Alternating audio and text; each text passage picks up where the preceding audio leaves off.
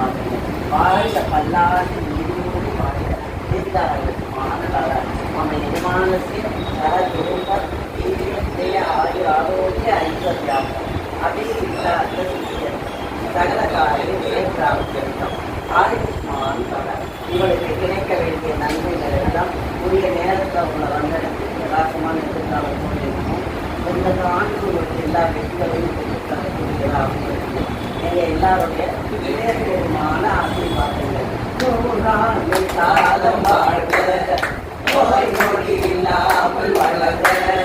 போராட மன்ன புகழ் போலே உலகான புலக கவி போலே போராட காலம் வாழ்க